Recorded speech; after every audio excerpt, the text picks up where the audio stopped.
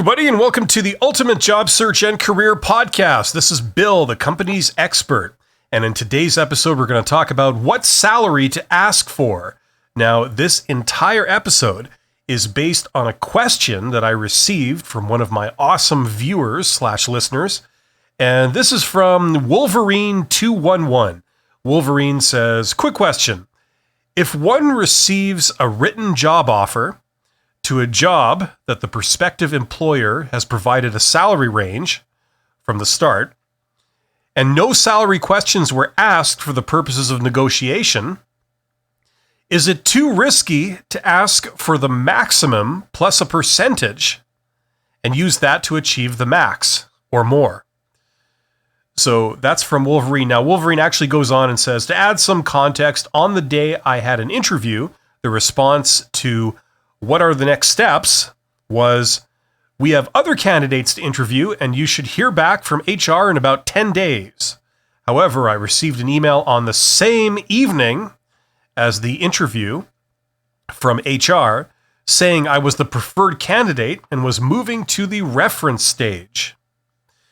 Okay, so that kind of makes sense. I'm still a little confused as to if Wolverine has received an actual firm job offer, like in writing, or they're still in the process of checking references.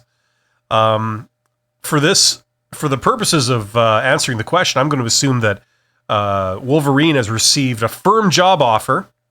And just to recap, Wolverine was told what the salary range was at the beginning of the process, and they didn't really mention salary during the entire process. And Wolverine simply wants to know, can I ask for the maximum of that range and maybe a little more? So here's the deal, okay? Now, I have talked about, obviously, negotiating salary many times before. And the first rule is that you have to wait till the offer. You can't negotiate salary while they are still selecting a candidate, because all that achieves is that it prices you out of the running. Okay, if you demand more money, the response is usually, okay, fine, you're too expensive. I mean, I'm still talking to 10 other people. I'll just eliminate you and choose from one of the other 10. So that's kind of the first rule.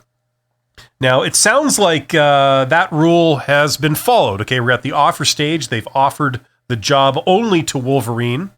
Okay, and now, here's the deal, okay? So they have given you a maximum, presumably for the range, okay? So they've said from the outset, this job pays between this and this, okay? And they've stated this.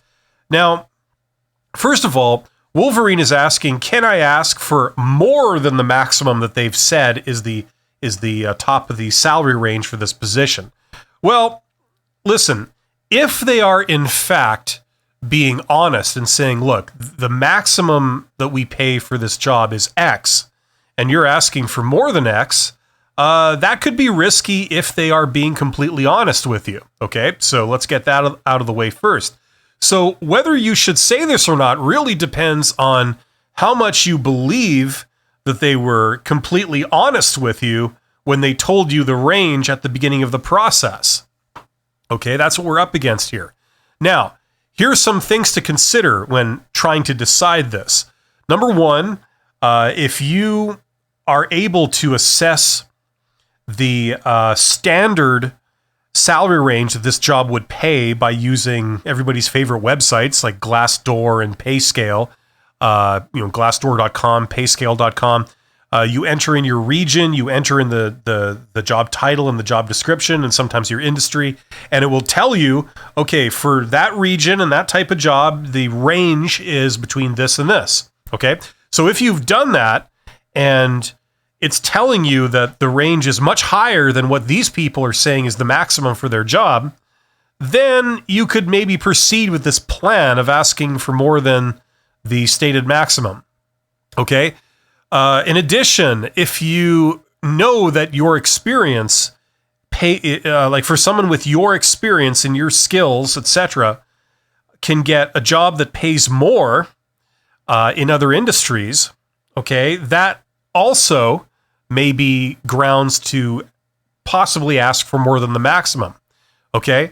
Another factor is how enthusiastic these people are about hiring you. Okay. Sometimes an employer can be very enthusiastic. You can have a lot of goodwill during the recruitment process. And, that indicates that they may be a little bit flexible when it comes to paying a little bit more money, okay, because they really want you.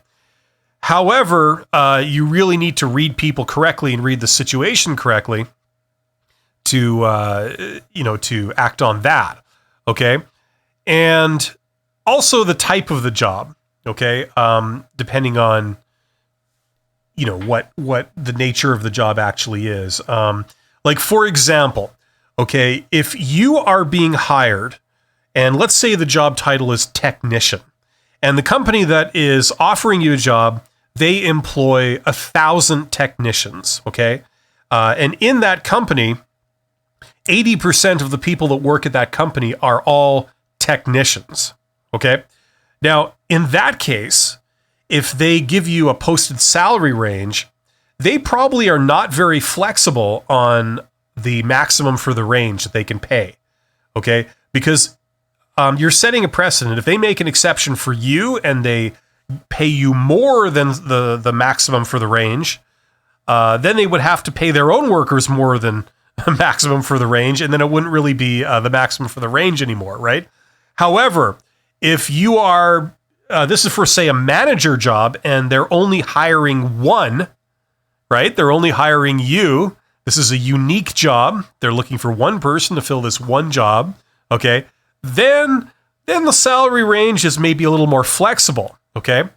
Conversely, if this is a company that brings in a lot of money but only has a handful of people, like, say, an industrial company, they will be more flexible on salary. If it's a commercial company where they bring in less money per person, less money per employee, which means that they have a lot of employees, but they're not making that much money, then they'll be less flexible. So if this is a consumer type company, they would be less flexible. If this is an industrial type company, generally speaking, they would be more flexible. Okay, so that's a factor here. Now, secondly, whenever you ask for more than the maximum, okay, or what they've stated is their maximum, you will appreciate that it is risky, okay? Doesn't mean that it doesn't happen. A lot of times companies will give a range and they'll say the maximum number they give will be a lie, essentially. Because what they want is organizations would like all employees to believe that they're well paid. Okay, even when they're not, organizations, what they want is for all their employees to feel that they are well paid, and they also want employees to feel that they are paid, among the highest in the company.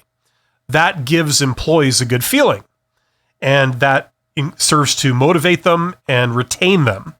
Okay, so a lot of times organizations will engage in a little bit of propaganda, to further that belief. For example, if you go to a performance review and they tell you, well, you're already paid, more than anyone else, or you already paid close to the maximum of your range, they'll say things like this, right? Which may not be strictly accurate, with the goal of making you believe that you're getting a really good deal and you're making a lot of money. In reality, that may not be true. I'm not saying it's always false, but it may not be true. Now, this is also the reason why a lot of companies that hire don't post the salary on the job posting. Because if they say, look, this job makes anywhere between, say, 60 and 100, okay, that's the range. And you put in an application, they interview you, and then they eventually select you and say, congratulations, here's the job offer, and they shake your hand, and then you see that they're wanting to pay you 61, right? Well, how are you going to feel? You know that the range, the supposed range for that job is between 60 to 100, right? You feel like you're getting a bad deal. You're starting way at practically the minimum amount that you could make. So already, when you start your job, you may feel like, oh, this is not a good job and I'm not getting paid very well, right? Because I could be making 100, That's what they told me, but instead I'm making 61. So that's the reason a lot of times organizations will not publish the salary range at all, okay? Because whatever they end up paying, they want you to feel that you're getting a good deal and you're well paid. That's within their interest to make you believe that. Okay, I've got that question many times. Okay, so in Wolverine's case, if you're going to ask for more than their stated maximum salary, okay, as you will appreciate, this is risky. Now, the times when I would recommend that you do this, okay, are times when you have other options. So let's say you're gainfully employed right now, you're perfectly happy where you are, but you've just been offered another job. And you could take it, but let's say it didn't work out. Well, you'd still be perfectly happy working where you are, making good money. So in that case, you can afford a bit of a risk and say, well, I'll only take it if you give me, this amount that's 10% over the maximum you've stated for the range. Okay, if you can make that happen, then we got a deal, right? Then it would make sense, okay? Or if you have competing job offers, okay, then I would say it makes sense. But depending on your situation, I mean, if you are, say, unemployed and you need a job and you've been offered this job, in that case, you may not wish to ask for more than their stated maximum because, as most people can appreciate, they may just say no dice, right? And then go with another candidate, especially in light of what Wolverine was saying about they're actually in the reference checking stage, which suggests that they're still kind of in the recruiting stage. The recruiting and selection process is not really over in their mind. Okay, there's still some question marks. So, which means it would be very easy for them to go with with an alternative candidate. Okay, so that's what I'd say about that. Okay, so I'm a big proponent of negotiation, but remember, the essence of negotiation is having alternatives. Okay, because if you don't have any alternative to this, it's essentially a bluff. And it may not be the time you want to do a bluff. This works when you have alternatives, and so if you really want to increase your position, you would get alternatives. So staying where you are could be an alternative, or trying to get a competing job offer, that would be an alternative. Things like this. So never stop your job search process, okay, until you have something in the bag that's working out. Okay, so whether you should do this or not is going to entirely depend on your situation.